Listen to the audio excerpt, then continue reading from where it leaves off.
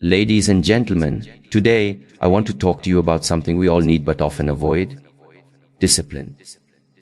And not just having it. I mean craving it. I mean training your mind to want it, even when every fiber of your being wants to quit, rest, delay, or escape. We live in a world that offers comfort at every turn. Instant entertainment, fast food, quick fixes. And while these things bring momentary pleasure, they often pull us away from long-term growth. But here's the truth: discipline is freedom. It's not a prison. It's not punishment. It's the path to your potential. Think of any area of your life, your body, your mind, your career, your relationships. The more discipline you bring to it, the better it becomes. And the key is not to rely on motivation. That's fleeting. The key is to build discipline as a habit, like brushing your teeth. You do it whether you feel like it or not. At first, yes, it will feel uncomfortable. Your mind will resist. But just like training a muscle, you push through the early resistance, the discomfort becomes your edge. Eventually, you begin to crave the feeling of control, the satisfaction of progress, the thrill of winning against your old self. You can train your mind to love the grind, to appreciate the early mornings, the hard choices, the consistency, not because they're easy, but because they make you powerful. Discipline is not a punishment. It is self-respect. You telling the world and yourself that you're serious about your life. So the next time you don't feel like showing up, remember this: the pain of discipline weighs ounces. The pain of regret weighs tons. Train your mind, not just to obey discipline, but to crave it. At first glance, the word discipline often feels like a constraint, something cold, rigid, and limiting. Many people associate it with rules, punishment, or sacrifice. It's that early morning alarm, the skipped dessert, the hour spent practicing instead of relaxing. And because of that, discipline gets a bad reputation. It seems like the enemy of freedom. That perception couldn't be more wrong. True freedom, the ability to live the life you want, to become who you want to be, and to do what you set out to do, requires discipline. Without discipline, freedom is nothing more than chaos dressed up as liberty. Think about it: if you're constantly reacting to cravings, urges, distractions, and emotions, you're not free. You're a slave to them. You're being pulled around by forces that care nothing about your goals or well-being. Imagine wanting financial freedom but being unable to control spending, or wanting health but never sticking to a workout, or wanting to write a book but never sitting down to write. Without discipline, your desires stay locked behind the walls of your own inconsistency. Now picture someone who has trained their mind. They wake up early not because they're forced to, but because they've chosen a purpose. They say no to temptation, not because they're afraid of pleasure, but because they value their goals more than momentary satisfaction. That person experiences a deeper level of freedom, the freedom of self-control. Discipline gives you ownership over your life. It lets you say, this is who I am, this is what I choose. It allows you to close the gap between intention and action. Instead of dreaming about the life you want, discipline lets you build it, brick by brick, day by day. It is not the shackles that hold you back, the key that unlocks the life you've imagined. When you understand this, you stop seeing discipline as the thing you have to do and start seeing it as the thing that lets you do everything else. You're no longer confined by impulse or ruled by emotion. You're guided by purpose. Discipline is the foundation beneath every strong, lasting achievement. Athletes, artists, leaders, innovators, none of them got where they are through chaos or luck alone. They built their freedom through discipline. And here's the twist: once you commit to discipline, life actually gets easier. Decisions become simpler because you've already defined your path. You no longer waste time debating with yourself. You act with clarity and direction. You no longer fear failure the same way. You know you're showing up consistently. That's a powerful kind of peace. So, the next time you feel like discipline is taking something away from you, ask yourself what it's actually giving you. We all crave comfort, built into us, a natural instinct to seek warmth, safety, familiarity, and ease. In small doses, comfort is a good thing. It allows us to rest, recover, and find peace. But in large doses, it becomes a trap. It seduces us into staying where we are, even when we know we're capable of much more. Comfort is deceptive. It whispers lies like, "You've done enough? You can do it tomorrow," or "This is good enough." And while those thoughts feel pleasant in the moment, they slowly kill progress. They anchor us in the present and chain us to our current circumstances. Growth, on the other hand, always requires discomfort. It demands that we step outside of what's easy and familiar. Think about any area of true improvement in life. Building muscle requires soreness. Learning a new skill requires confusion and repeated mistakes.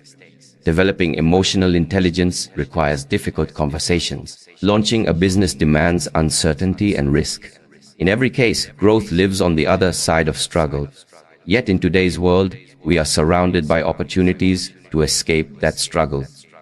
If we're bored, we scroll. We're tired, we binge watch. If we're anxious, we numb. Modern technology and convenience have made it incredibly easy to avoid discomfort. And in doing so, they've made it harder for us to grow. The paradox is this: the more you chase comfort, the more discomfort you end up feeling in the long run.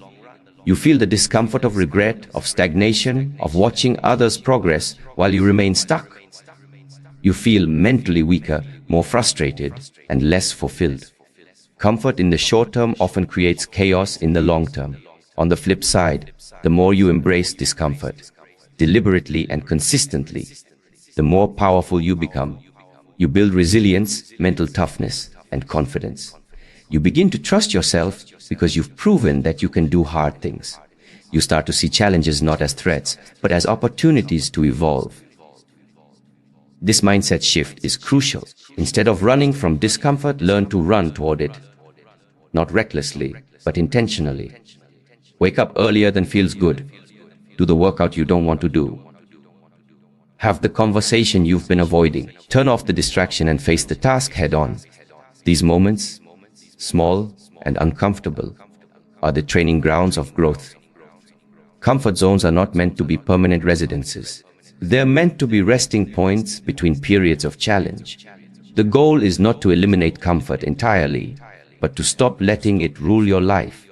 Because the truth is, nothing extraordinary ever happens inside your comfort zone. All your greatest achievements, your most powerful transformations, and your deepest breakthroughs, they're waiting outside of it. When you begin to see comfort as a signal, not to settle, but to push, that's when everything begins to change. Motivation feels amazing when it's there. It's that surge of energy that pushes you to start something new. A workout routine, a business idea, a creative project makes everything feel possible.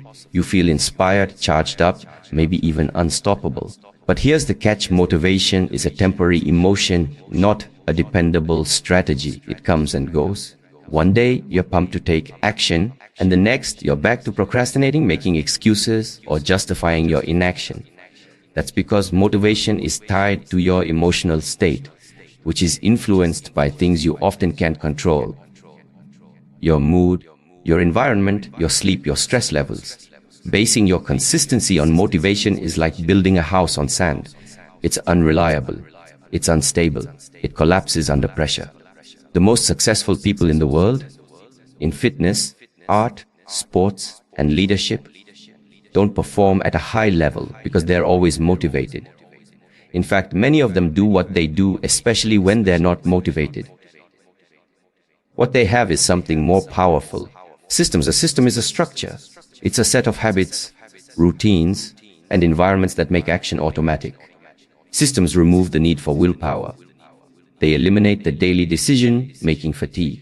Instead of waking up and thinking about whether to go to the gym is already scheduled into your day. Instead of wondering when to work on your side project, you've blocked out time and created an environment where distractions are minimized. Systems make progress inevitable. The beauty of systems is that they work even when you don't feel like it. Even when you're tired, even when you're bored, even when you're discouraged. Systems carry you through the low energy days, the rough patches, and the inevitable dips in motivation.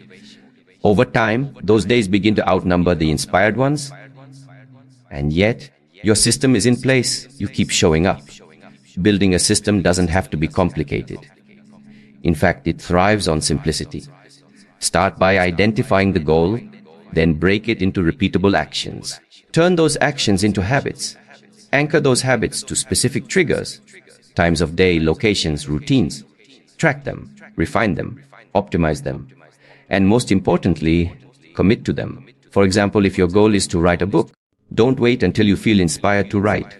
Create a system, write 500 words every morning at 700 a.m. before checking your phone. If your goal is to get fit, don't aim to feel like working out.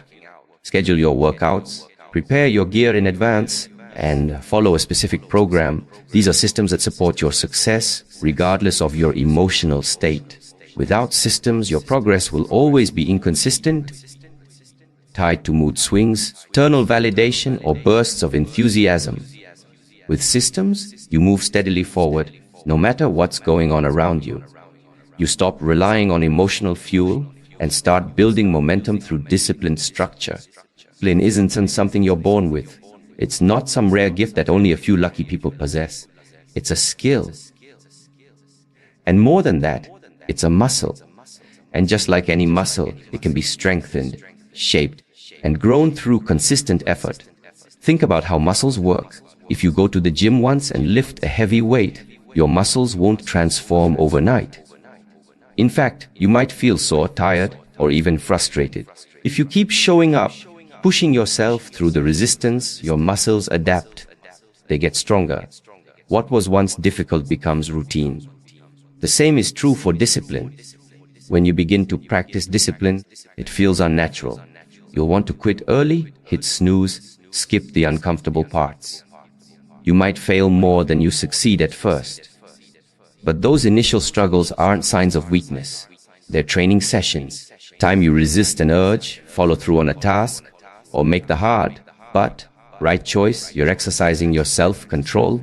You're reinforcing neural pathways in your brain that favor action over avoidance, structure over chaos, and long-term rewards over instant gratification. Discipline grows through repetition. The key is to start small and stay consistent. If you try to overhaul your entire life overnight, you'll burn out quickly.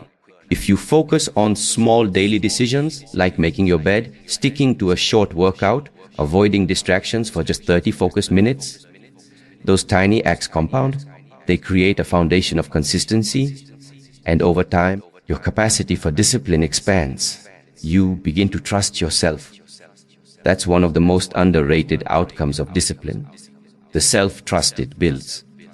Every time you do what you said you would do, even when you didn't feel like it, you're reinforcing a powerful identity. I am someone who shows up. I am someone who follows through. That kind of belief in yourself is priceless. It becomes your internal fuel when motivation disappears. Also, like a muscle, discipline atrophies when neglected. If you go too long without exercising self-control, it becomes harder to get back on track. You slip into bad habits more easily. Excuses become your default response. That's why consistency matters more than intensity. It's better to practice small discipline every day than to try for heroic effort once in a while and then stop. Another thing to understand, just like training muscles can be painful, training discipline often involves mental discomfort. You may feel resistance, boredom, frustration, or even fear. These feelings aren't signs to stop. They're signals that you're on the edge of growth. Lean into them, push just a little further each day. As your tolerance for discomfort grows, so does your capacity for discipline. Eventually, things that once felt impossible begin to feel routine. Waking up early, staying focused, eating clean, saying no to distractions, committing to long-term goals. These aren't talents. They're the results of daily reps. You don't get disciplined by waiting for the right mindset. You become disciplined by doing disciplined things over and over. That's how the muscle grows. That's how strength is built, not in a single moment of inspiration, but in the quiet, often unnoticed choices you make every single day. The idea of craving discipline might seem foreign at first. After all, discipline is usually associated with sacrifice, struggle, and delayed gratification, not something your mind naturally desires. But what if the secret to actually wanting discipline lies not in forcing yourself into massive changes, but in starting with small, manageable victories? Small wins are powerful. They are the seeds of transformation. They build confidence, create momentum, and slowly rewire how you see yourself. When you succeed at something, no matter how minor, your brain releases dopamine, a chemical associated with reward and motivation. That release creates a feedback loop. Your mind begins to associate that disciplined action with a positive feeling. Over time, you stop dreading discipline and start craving the feeling of accomplishment it brings. Break this down. Imagine you set a massive goal like running a marathon or writing a book. That goal is exciting, but it's also overwhelming. Gap between where you are and where you want to be can feel so vast that it paralyzes you. So what happens? You procrastinate. You wait for the perfect time to start. You get discouraged before you even begin. Now imagine you start smaller, much smaller. You commit to running just 5 minutes a day or writing 100 words before bed. These tasks feel doable. They don't scare you off. And because they're simple, you're more likely to follow through. The key is that you're not just taking action, you're collecting wins. Each small win becomes proof to your brain that you are capable, consistent, and committed. Small victories may not feel glamorous, but they are building something far greater than motivation. They are shaping your identity. You're no longer someone who tries to be disciplined. You're someone who is disciplined because you're doing the work every day in small ways that add up. This concept is backed by psychology. Behavioral change expert B.J. Fogg refers to it as success momentum. When you experience success, even tiny success, you become more willing to take the next step. You build self-efficacy, which is your belief in your ability to influence outcomes. That belief is everything when you're cultivating discipline. Small wins also give you the opportunity to refine your systems and habits without overwhelming pressure. They act as training grounds, safe spaces where you can experiment, fail, and adjust without risking burnout. You learn what works for you, what distracts you when you're most productive, and what habits are realistic to sustain. All of this contributes to more sustainable long-term discipline. Eventually, these small wins evolve into bigger habits. Your 5-minute run becomes a 30-minute workout. Your 100 words become a chapter. Your brief daily meditation turns into a grounded, mindful life. And the best part, you want to keep going. You've trained your mind to associate discipline with pride, growth, and achievement, not with dread. Approach also combats one of the biggest enemies of discipline, perfectionism. Many people sabotage their progress by believing that if they can't do something perfectly, it's not worth doing at all. Small wins silence that inner critic. They allow you to start messy, imperfect, and unfinished. And that's exactly how all great things begin. Craving discipline is not about forcing yourself to live like a monk overnight, about proving to yourself day by day that discipline is worth it, not just in results, but in how it makes you feel. Empowered, focused, proud, and it all starts with one small, deliberate win at a time.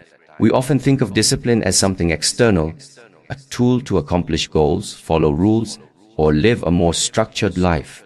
But beneath all of that, discipline carries a deeper, more personal meaning. At its core, self-discipline is an expression of self-respect. It's how you show up for yourself. It's how you demonstrate that your time, your goals, your well-being, and your future actually matter to you. When you commit to something and follow through, you are sending yourself a powerful message. I am worthy of effort. I am worthy of growth. I am worth the challenge. This builds a foundation of inner trust. You begin to believe in yourself not because of wishful thinking, but because you've given yourself tangible proof that you are capable of doing what you say you will do. Now, contrast that with what happens when you continually break promises to yourself. You say you'll wake up early, but you hit snooze. You say you'll start eating healthy, but you reach for junk food. You plan to work on your goals, but you get distracted. These choices might seem harmless in the moment, but over time they erode something vital, your self-respect. Every time you give in to short-term comfort over long-term growth, you're reinforcing the belief that your goals aren't important and that your word doesn't carry weight, even to yourself. Imagine treating a friend the way many people treat themselves. Imagine telling someone you care about, "I'll be there," and then never showing up. Eventually, they'd stop trusting you. That's exactly what happens internally when you live without self-discipline. You stop believing your own promises. You lose faith in your potential. And that loss of trust creates insecurity, anxiety, and a constant low-grade dissatisfaction with yourself and your life. Self-discipline reverses that cycle. It's not about being perfect, about trying again consistently. It's about honoring your own voice and taking action that aligns with your highest standards. Even when it's inconvenient. Especially when it's inconvenient. That's when your self-respect grows the most, not when it's easy, but when it's hard and you still choose to act in your best interest. There is also a quiet dignity that comes from self-discipline. It doesn't scream for attention, it doesn't boast, but it radiates confidence, the kind that doesn't need validation because it's built on integrity. People who are disciplined carry a certain energy. They know they can rely on themselves. They don't need to explain it. You can see it in their consistency, their focus, and the way they manage their time and choices. That strength comes from deep respect for their own values and potential. Discipline isn't about punishment. It's not about being hard on yourself or denying yourself joy. In fact, it's quite the opposite. It's about creating a life that reflects your values, about choosing actions today that your future self will thank you for. Every disciplined decision becomes a statement: I matter. My dreams matter. My life matters. You begin to live in alignment with who you want to become, instead of just talking about it. And that alignment builds real pride. Not the kind of pride that comes from ego, but the kind that comes from effort. The kind that allows you to look in the mirror and say, "I did what I said I would do." That kind of self-respect cannot be borrowed or faked. It can only be earned, one disciplined choice at a time. The more consistently you act in ways that honor your goals, the more deeply you begin to respect yourself, and the more naturally discipline becomes part of who you are. Not a burden, but a reflection of your inner strength. Not a sacrifice, but a gift you give to yourself every single day. In a world that thrives on speed, immediacy, and instant access to everything, from information to entertainment to dopamine, the ability to delay gratification stands out as one of the most powerful traits a person can develop. Not just a skill, it's a mindset, a way of life, and a defining characteristic of those who achieve lasting success and fulfillment. Delayed gratification means choosing long-term rewards over short-term pleasure. It means resisting the pull of what feels good now in order to invest in something greater later. And while it may sound simple, it goes directly against our modern conditioning. We are constantly bombarded with options designed to satisfy us instantly: fast food, one-click shopping, endless scrolling, instant messaging, quick fix advice. Culture of convenience trains us to expect results with minimal effort and maximum speed. But here's the hard truth: nothing truly meaningful comes instantly. Whether it's building a strong body, mastering a craft, cultivating a deep relationship, or achieving financial freedom, every worthwhile goal takes time, effort, consistency, and patience. And delayed gratification is the bridge between your current discipline and your future reward. What makes this ability such a superpower is how rare it has become. In a sea of impulsiveness, people who can wait, who can hold the line, who can stick to a vision that hasn't yet materialized. They stand out, they gain an edge. While others are quitting because the results aren't immediate, those who delay gratification keep building. While others chase every new trend or distraction, they stay focused. While others burn out from chasing quick highs, they accumulate real value and mastery. Psychologically, this ability is closely tied to emotional intelligence and self-control. In the famous marshmallow experiment conducted at Stanford, researchers found that children who were able to wait longer for a larger reward later tended to have better life outcomes, higher SATI scores, better stress management, and stronger social competence. The implication was clear: the ability to wait and work for a bigger payoff was predictive of long-term success. Delayed gratification doesn't just build external success, it also reshapes your internal world. It develops character. It teaches you patience, fortitude, and vision. It allows you to rise above impulses, to act from intention rather than reaction. And that's where true freedom lies, in being able to choose your response, even when your emotions are pulling you in the opposite direction. And this doesn't mean depriving yourself constantly or living in a state of rigid self-denial. In fact, it's the opposite. It means understanding the difference between what is urgent and what is important. It means trading fleeting pleasure for lasting pride. It means building a life with depth rather than one of distraction. When you practice delayed gratification, you begin to notice something interesting. Your cravings start to change. What once tempted you, the easy fix, the cheap reward, starts to lose its appeal. You become more selective with your time, energy, and focus. You stop chasing everything, and instead, you begin to build something. Your vision becomes clearer, your discipline becomes stronger, and your life becomes more aligned with the values that truly matter to you. This ability to pause, to hold back when every part of you wants to give in, is where strength is built. Not just physical strength, but mental and emotional resilience. Every time you say, "not yet," to a distraction, to a shortcut, or to a quick hit of comfort, you are saying yes to your future self. You are saying, "I trust you. I believe in you.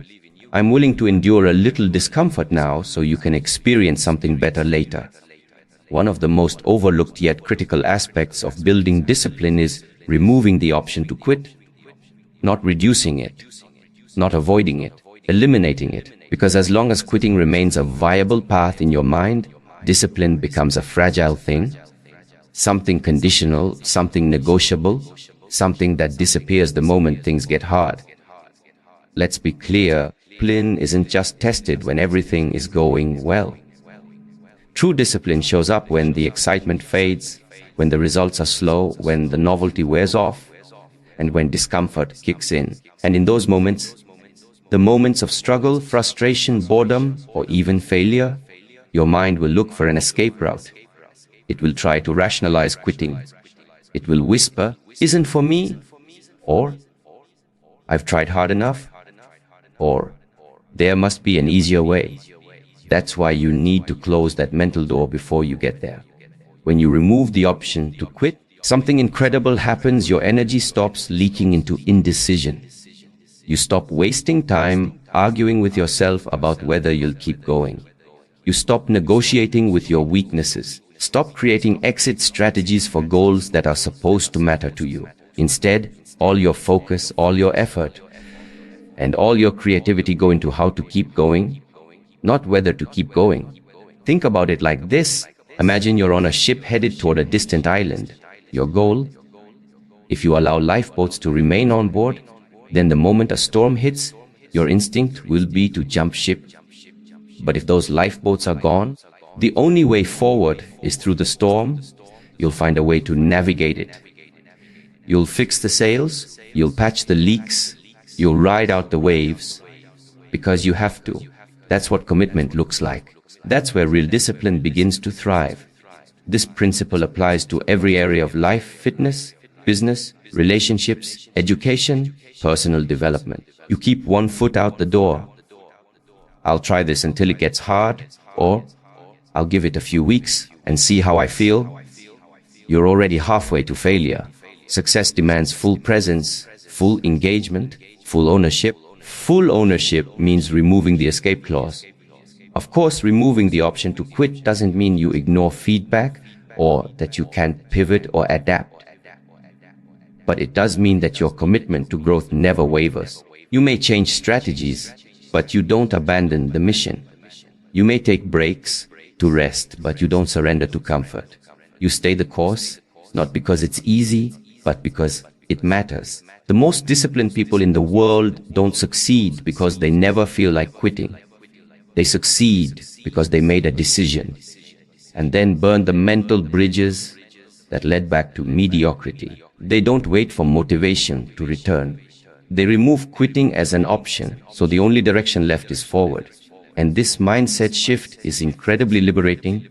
When quitting is off the table, fear starts to fade. Procrastination loses its grip. You no longer second guess yourself every time the path gets rocky. Instead, you become resourceful, you become resilient, you start to trust your ability to adapt, endure, and finish. And over time, mindset becomes part of who you are. You no longer see obstacles as reasons to give up. You see them as part of the journey. You don't stop when it's difficult. You rise to meet the difficulty. You don't ask, should I continue? You ask, what's the next step? And that shift changes everything. One of the greatest lies people buy into when struggling with discipline is the belief that they have to feel ready, motivated, or inspired before they can take action. They wait for the perfect emotional state, for energy to surge, confidence to rise, and clarity to arrive before they begin.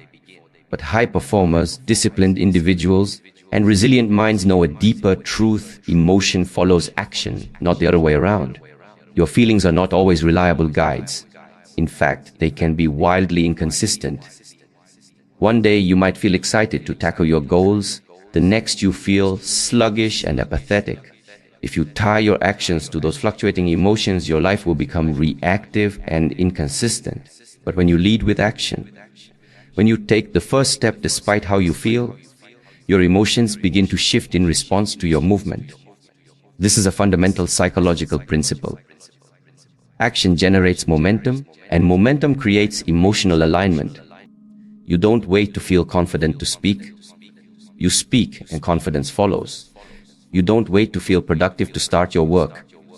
You start working, and productivity builds. Process builds what psychologists call self-efficacy, the belief that you are capable of producing a desired result.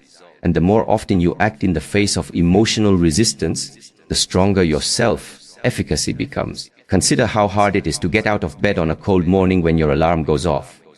In that first moment, your body resists. Your mind tells you to stay under the covers. But if you sit up, place your feet on the floor, and start moving, something shifts. Your mind begins to catch up to your body's decision. You feel more awake, more committed. The dread that felt so heavy just minutes before starts to dissolve. That's the power of action. Flips the emotional script. This principle is especially important when it comes to discipline, because discipline often requires doing things you don't immediately feel like doing. It requires pushing through resistance, facing fears, and embracing discomfort, all of which stir up emotions like doubt, fatigue, fear, or boredom. If you let those emotions dictate your actions, your progress will be constantly stalled. You learn to act first, to move before the motivation shows up. You reclaim control. There's a hidden benefit to this as well. When you consistently act despite your mood, you build emotional resilience.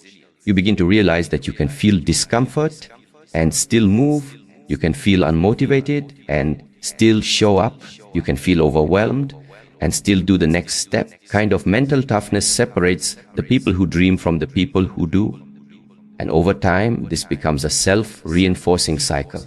You act, your emotions align, your confidence grows, and it becomes easier to act again. You start to trust yourself not because you always feel good, but because you know you'll act even when you don't. You stop waiting for the right mood. And instead, you create the right momentum. Is how people who seem disciplined actually operate. They're not magical beings fueled by endless motivation. They're people who have trained themselves to act in alignment with their goals, regardless of how they feel in the moment. They've reversed the common formula. Instead of thinking feelings action, they live by the truth that action gave feelings. And this doesn't mean you ignore your emotions entirely. It means you respect them without obeying them blindly. You acknowledge the fear, the hesitation, the resistance, but you act anyway. And in doing so, you teach your mind a new language, that movement leads to motivation, that progress calms anxiety, and that courage isn't the absence of fear, it's the decision to take the first step despite it. When it comes to discipline, a common misconception that success requires monumental bursts of effort. Intense work marathons, sudden radical lifestyle changes, or massive leaps of progress. While moments of high intensity can be useful, the truth is that consistency beats intensity every single time when it comes to building lasting habits and achieving meaningful goals. Consistency is about showing up day after day, regardless of your mood, energy levels, or external circumstances. It's the daily small steps, the repeated actions, and the commitment to maintain momentum over the long haul. In contrast, intensity without consistency is like a sprint that quickly burns out. You may start with fireworks, but you run out of fuel and often end up frustrated or defeated. One of the reasons consistency is so powerful is because it taps into the compound effect. Just as money grows exponentially with compound interest, your efforts accumulate over time. Single workout or a day of focused work might seem insignificant in isolation, but when repeated consistently, those small efforts stack up to create massive transformation. Secret to this compounding effect lies in the fact that each action builds on the previous one, strengthening neural pathways, increasing skill, and reinforcing your identity as someone who does. Moreover, consistency reduces overwhelm. Trying to overhaul your life overnight with intense effort can backfire because it creates unrealistic expectations. When the results don't come fast enough or the workload becomes too heavy, easy to give up. Consistency, on the other hand, breaks the process into manageable chunks. It makes progress feel attainable, which keeps motivation alive and minimizes burnout. Consistency also builds trust in yourself. Time you follow through on a commitment, you reinforce your belief that you are reliable and capable. This self-trust fuels further discipline, creating a positive feedback loop that strengthens over time. Intense effort, while exciting at first, can be unpredictable and often leads to doubt when it can't be sustained.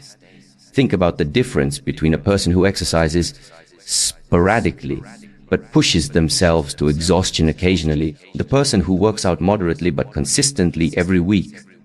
The latter will almost always see better results because their body adapts to the routine, they avoid injury, and their habit becomes a natural part of their lifestyle. Same applies to work, learning, creativity, and any skill development.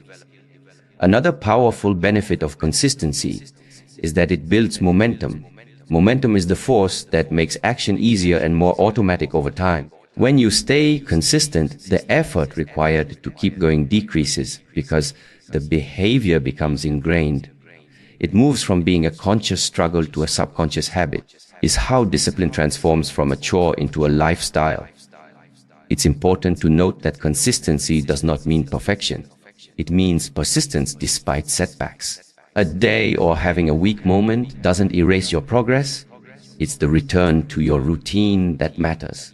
People who succeed in the long run are not those who never fail, but those who never quit. Focus on consistency also shifts your mindset. Instead of chasing fleeting motivation or waiting for the perfect moment, you learn to value persistence. You learn that discipline isn't about grand gestures, but steady effort. You become less attached to the idea of instant success and more committed to gradual growth. By prioritizing consistency over intensity, you create a sustainable rhythm that supports lifelong discipline. Rhythm frees you from the pressure of needing to perform at your peak all the time and allows you to focus on building habits that endure, adapt, and evolve with you. Ultimately, embracing consistency means embracing the journey, showing up for yourself every day, investing in your future through steady action, and trusting that these small, persistent steps will carry you far beyond what any burst of intensity ever could. In the end, training your mind to crave discipline is not about forcing yourself to endure endless hardship, about rewiring your mindset to see discipline as the gateway to your freedom, your growth, and your true potential. It's about embracing the discomfort today so you can build the life you want tomorrow. Remember, discipline is not a punishment. It's the most powerful form of self-love and respect you can give yourself. So, start small. Remove quitting as an option. Act even when you don't feel like it. Celebrate consistency over intensity, and trust that every disciplined choice you make is a step toward becoming the person you are truly meant to be. When you train your mind to crave discipline, even on the days you hate it, you unlock a strength inside you that nothing can shake. The question is, will you take that first step today? Because the power to transform your life lies not in motivation, but in discipline. And that power is already within you. Now it's time to unleash it.